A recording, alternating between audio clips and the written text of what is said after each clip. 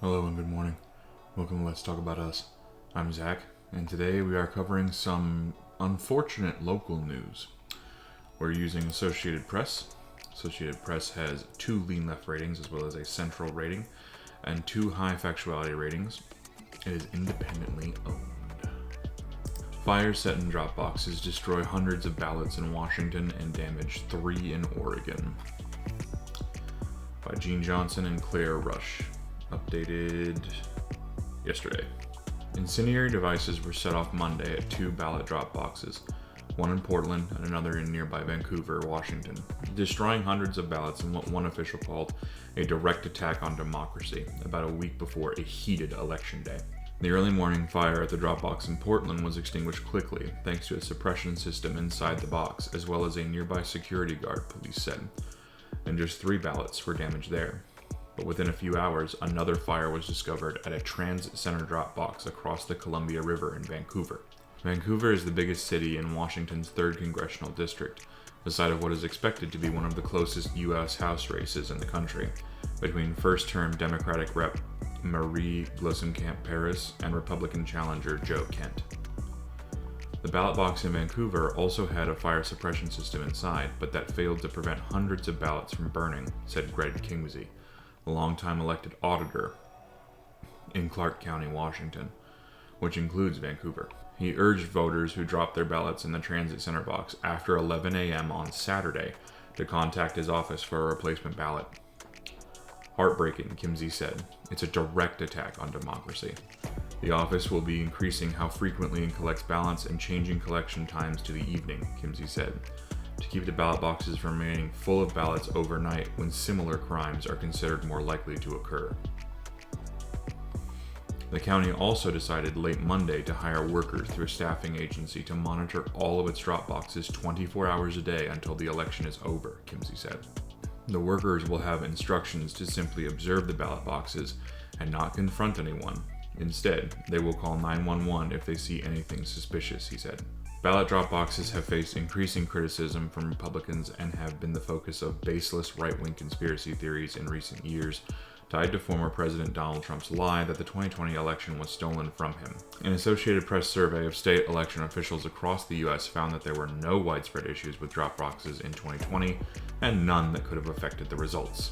6 states have banned ballot drop boxes since 2020. Arkansas, Mississippi, Missouri, North Carolina, South Carolina, and South Dakota, according to research by the Voting Rights Lab, which advocates for expanding voting access. Other states have restricted their use, including Ohio and Iowa, which now permits only 1 drop box per county, according to the Brennan Center for Justice. Washington and Oregon, which are both vote-by-mail states, have long used ballot drop boxes. Authorities said at a news conference in Portland that enough material from the incendiary devices was recovered to show that the 2 fires Monday were connected, and that they were also connected to an October 8th incident when an incendiary device was placed at a different ballot drop box in Vancouver. No ballots were damaged in that incident. Surveillance images captured a Volvo pulling up to a drop box in Portland, Oregon, just before security personnel nearby discovered a fire inside the box on Monday. Portland Police Bureau spokesman Mike Brenner told a news conference. The incendiary devices were attached to the outside of the boxes. The FBI is also investigating. The fire suppression system inside the ballot drop boxes in Washington and Oregon were designed to activate when temperature inside reached a certain point, coating ballots with a fire-suppressing powder. The system appeared to have worked in the Portland drop box, and security staffers were nearby to help put out the fire. Multnomah County Elections Director Tim Scott said the county has contracted with private security officers to have roving patrols that drive around the county 24 hours a day and put eyes on all drop boxes. He said one of the guards at the county elections office heard what sounded like a blast, likely the activation of the fire suppression system, and called police. For unknown reasons, the system failed to prevent the destruction of hundreds of ballots in Vancouver. Gluesenkamp-Paris said in a statement that she is requesting an overnight law enforcement presence posted at all ballot drop boxes in Clark County through Election Day. Southwest Washington cannot risk a single vote being lost to arson and political violence, her statement said. In a video posted on the social platform Twitter, Kent also condemned the cowardly act of terrorism.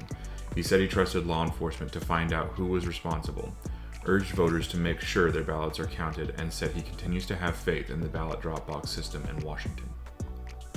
No one should be intimidated, Kent said. Voters were encouraged to check their ballot status online at www.votewa.gov to track its return status. If a return ballot is not marked as received, voters can print a replacement ballot or visit their local elections department for a replacement, the Secretary of State office said.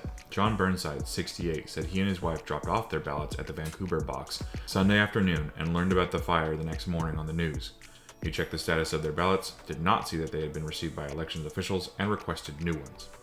They now plan to either mail their ballots or deliver them in person, he said.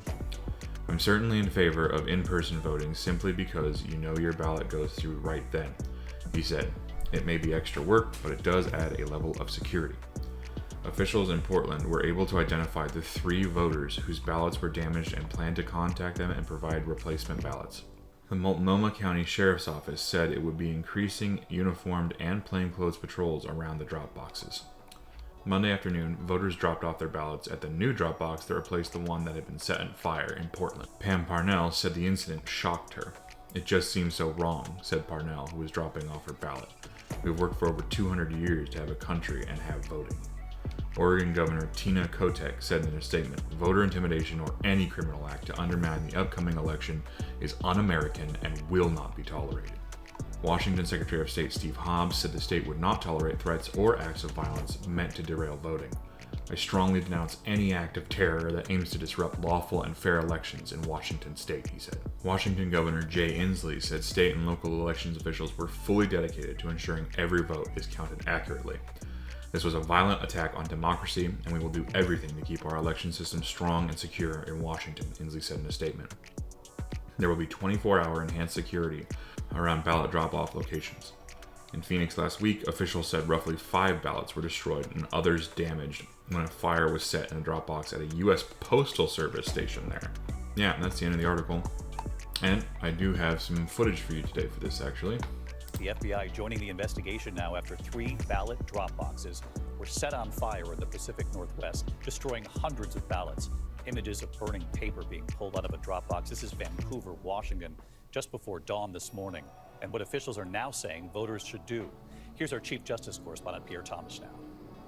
Tonight, the FBI on the hunt for a suspected arsonist behind 3 fiery attacks on ballot drop boxes, destroying hundreds of ballots in the Pacific Northwest. We do have smoke coming out of the ballot box. Officials say the fires, only miles apart in Portland, Oregon and Vancouver, Washington, were sparked by incendiary devices attached to the outside of the drop boxes. Any form of voter intimidation, disruption, blocking of access, or vandalism at these sites will not be tolerated. Authorities concerned that someone could get hurt, releasing a photo of the suspect's Volvo. This box set ablaze just before dawn in Vancouver, Washington. Officers prying open the box, then pulling out ballots still burning. An hour earlier in Portland, a second fire. It looks like there's some kind of device attached to the ballot box. Luckily, only 3 ballots damaged because of fire suppressant inside the box. This has been Let's Talk About Us. If you hear or see anything suspicious around your local ballot drop box or people intending to mess with ballots or anything even remotely like that, don't write it off, don't ignore it, call the cops, report what you see. You'll have a happy Tuesday. I'll see you tomorrow.